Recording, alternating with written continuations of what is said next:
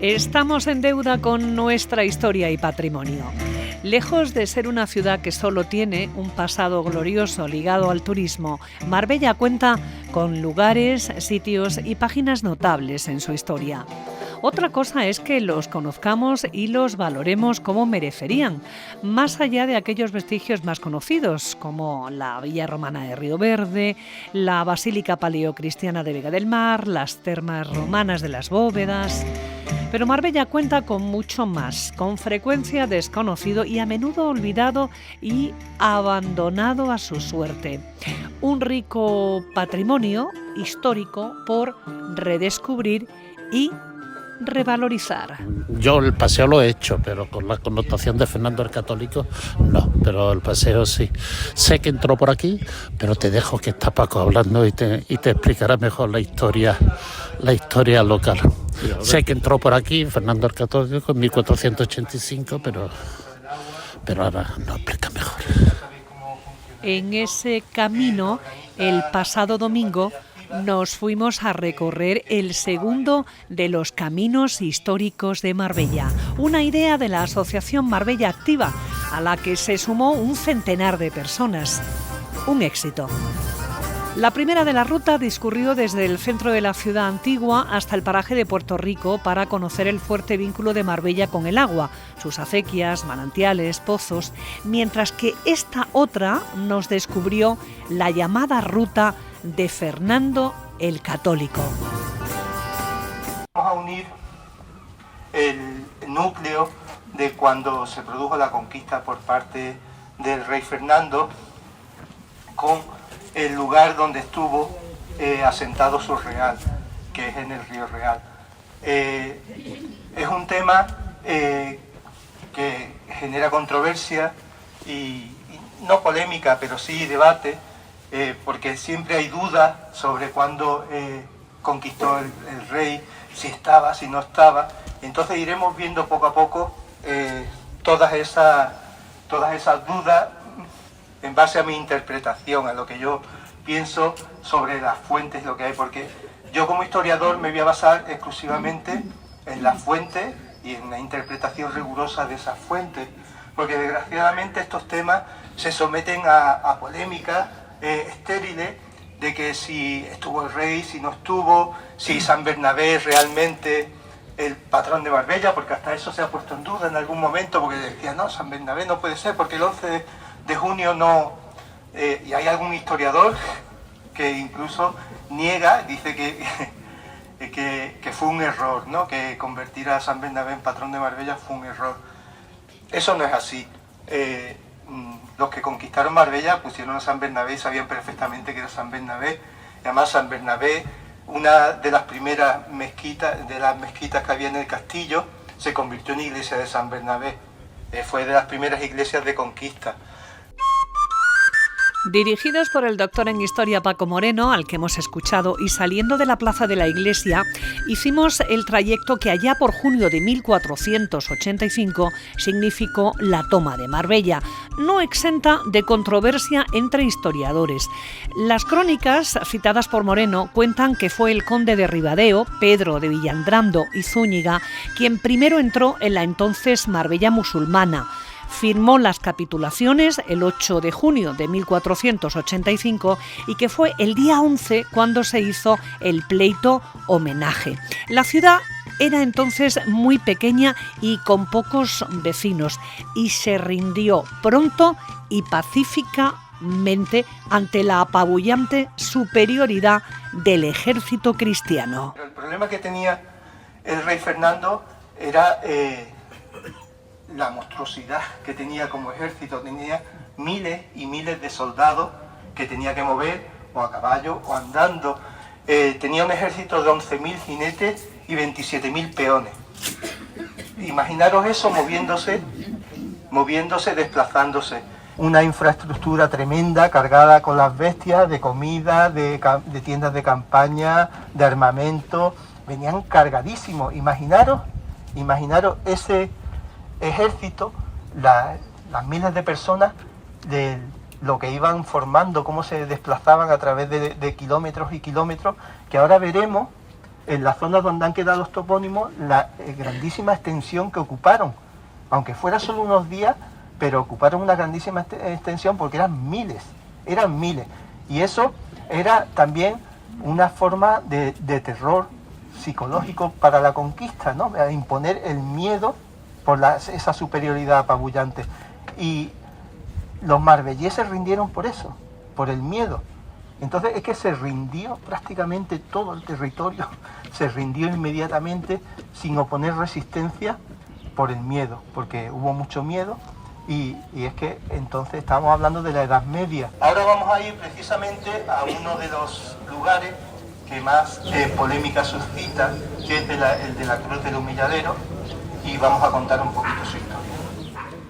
La parafernalia bélica de las huestes castellanas se extendieron al este de Marbella, a donde llegaremos en nuestra ruta, pero antes partimos desde la plaza de la iglesia, yendo por calle Viento, pasando por las ruinas, porque en ruinas está el antiguo monasterio de Santa Catalina, después convento de los Trinitarios, la calle donde está el Museo del Grabado, hasta calle Mendoza, el Puente y calle Málaga, tras la Barbacana, recorrido de la ceremonia con cortejo presidido por Fernando el Católico.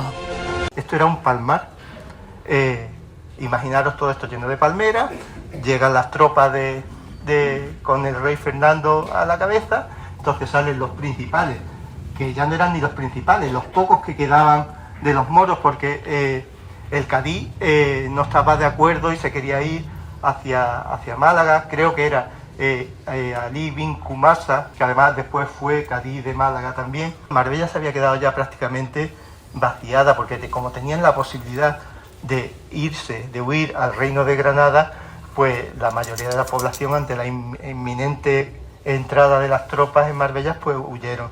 Se quedaron pocos y entregaron rápido la ciudad. Entonces aquí evidentemente se inició el cortejo de entrada triunfal para hacer la ceremonia de conquista, de entrega de la ciudad, respetando los derechos. Los reyes católicos desde el principio permitieron a los moros que quisieran irse allende a África, se lo permitieron, pero solo podían ir con lo opuesto. Perdían evidentemente todas sus propiedades, hacían sus maletas, sus bolsas o lo que fuera, y podían irse a donde quisieran. Se los permitió, incluso los protegió para que quien quisiera irse se fuera con protección, e incluso hubo un problema con un barco que le robó a los moros que iban, y el rey personalmente pidió que se castigara al propietario de ese barco. Hablaba de las polémicas que había generado esto, y es cierto que desde hace muchos años se lleva hablando. En la época de Franco se hablaba de que el alguacil Abuneza se humilló ante el rey Fernando, porque entonces se consideraba que los moros se habían rendido y estaban humillados, y eso no era cierto. Se habían firmado unas capitulaciones donde se respetaban unos derechos y nadie se humillaba ante nadie. Después se intentó cambiar y dulcificar ese tema diciendo que el que se había humillado era el rey Fernando ante el Altísimo. Tampoco. Las cruces de humilladero están en todos los pueblos y ciudades, simplemente son cruces de camino, de paso, donde los viajeros al salir o entrar en las ciudades se presignaban, porque se encomendaban a Dios para iniciar el camino, simplemente. Allí hicimos, en la Cruz del Humilladero, en calle Málaga, junto a calle Palmar, un alto en la ruta de Fernando el Católico.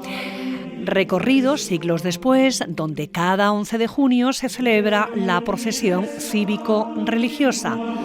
Pero nos preguntamos, siglos después, ¿cómo se formalizó y ofició esa entrada triunfal a la Marbella rendida de aquel junio de finales del siglo XV? Primero se tomaba posesión de la torre del homenaje, que es la torre que da a calle Portada, la torre más alta del castillo, donde se enarbolaban 3 pendones. El pendón de la Santa Cruz, el pendón de Santiago, del apóstol Santiago, y el pendón real. Eso mientras se entonaba un Te Deum iban cantando todo el Te Deum, y después se tomaba posesión de la mezquita, que estaba aquí, donde está la estatua de San Bernabé. Probablemente era la entrada principal a la mezquita, el patio de los naranjos, el patio de las abluciones, y la mezquita estaba orientada en ese sentido. Entonces también se purificaba en ese momento no solo la mezquita Al-Hama, la mezquita principal, sino todas las mezquitas de la ciudad, que en Marbella hemos podido constatar que había 6 o 7. Algunas se convirtieron en iglesia y otras desaparecieron. Seguimos los pasos de los nuevos pobladores de Marbella, súbditos de Fernando e Isabel. Enfilamos Cristo de los Molinos, muy cerca del Arco de Marbella, dirección Bello Horizonte, la zona del Real Campamento, plagado de topónimos ligados a la toma. Ya hemos salido de la línea marítima, de lo que es la senda litoral, y vamos al campo, al interior, ¿no? Donde las huestes de Fernando el Católico se asentaron en un campamento, por lo visto, grandioso. Sí, ocuparon varios kilómetros cuadrados porque las tropas eran muy numerosas y además necesitaban amplios espacios abiertos donde asentarse, no solo por seguridad, porque además que estaban en territorio enemigo, sino también por asegurarse la aguada y los suministros. Buscaban zonas que fueran fértiles, que pudieran coger algo, pero en Marbella falló porque ya no había suministros y lo pasaron realmente mal. Ríete tú del ejército troyano, ¿no? Por lo visto imponía, ¿no? Sí, imponía muchísimo. Tú imagínate que si lo que cuentan las fuentes, que eran 11.000 jinetes y 27.000 peones, estamos hablando de un ejército de 38.000 personas que iban juntos y que iban ocupando ciudades, pueblos y ciudades. Eso era impresionante, debía de ser algo apabullante para las personas conquistadas, ¿no? Para las personas que se tenían que rendir. Creaban una escenografía del miedo, una escenografía de la imposición por la fuerza de la conquista. Y la verdad que es una forma de guerra que ya no existen, pero que hay que ponerse en la época para poder entenderla. Ya hemos cruzado el puente sobre la autovía y nos dirigimos a la zona de Bello Horizonte, que tendrá seguro un topónimo relacionado con... Muchos topónimos, ahora lo veremos, cómo ha quedado la huella, la tradición, cómo ha quedado la huella en el suelo marcada, y fueron pocos días los que estuvieron las tropas, pero cómo han sobrevivido esos topónimos más de 500 años en el terreno. Es algo que impresiona por lo que supuso, por el impacto que tuvo en las personas, sí. Y cómo se han mantenido y se recuerdan esos topónimos que ahora veremos, que no solo es aquí en la zona de Bello Horizonte, sino que se extiende hasta las Chapas, hacia la zona del Real de Zaragoza. Precisamente, ojo, no nos llevemos a engaño y sepamos el porqué real de los nombres y de las cosas. Había 3 reales: el real, en el que estamos ya, el Realejo, el arroyo del Realejo, que desemboca entre Bahía de Marbella y Los Monteros, y el Real de Zaragoza. El Real de Zaragoza no se llama, como decían, como se ha dicho alguna vez, porque vinieron tropas de Zaragoza. Eso no es verdad. La mayoría de las tropas que venían con el rey Fernando eran andaluzas. Muchos venían con las familias completas, e incluso había negocio dentro de los reales, porque eran unas ciudades flotantes, donde porque los soldados no les daban la comida, se las tenían que comprar ellos, tenían que mantenerse ellos por sí mismos. El Real de Zaragoza, como he dicho, no es porque vinieran las tropas de Zaragoza, es porque en aquella zona hay un cerro, en árabe se llama Zaragut, que por corrupción se convirtió en Zaragoza, así que olvidaros de tropas de Zaragoza, que no tiene nada que ver. Una vez atravesado Bello Horizonte, alcanzamos el cruce de las Lomas de Pozuelo. A la izquierda llegamos a un altozano de vistas impresionantes de Marbella, la costa, la Cañada del Rey, el Cerro del Castillejo, el Cerro del Granizo y Cerro Torrón, antigua fortaleza prerromana, asentamiento fenicio, muy ligado a la explotación minera propia de todo el pie de monte de Marbella. Un lugar histórico, olvidado, que Marbella Activa reivindica como parte viva de nuestro patrimonio. Qué bonito sería tener allí un mirador. Qué bonito, eso sería, de verdad, y no cuesta nada hacerlo. Sin que aquello se convierta en una obra de... No. Simplemente adecentar aquello un poquito y nada más. Además, ya está rodeado, toda esa zona está rodeada de historia, y que merece la pena, de verdad. Que hay que hacer un poquito más de esfuerzo porque todo este patrimonio lo podamos trasladar a la gente. A mí me ha encantado, he descubierto cosas que desconocía sobre mi propia ciudad y he hecho en falta más monumentos, más sitios emblemáticos donde se pueda informar uno y acceder a ello con más facilidad y aprender de nuestra historia compartida. Porque yo me crié con cierta parte de la cultura, pero me doy cuenta de que me faltó mucha más y quiero conocerla ahora. Y que más personas puedan conocerla, gente que venga de fuera y sepa que Marbella es más de lo que se ve.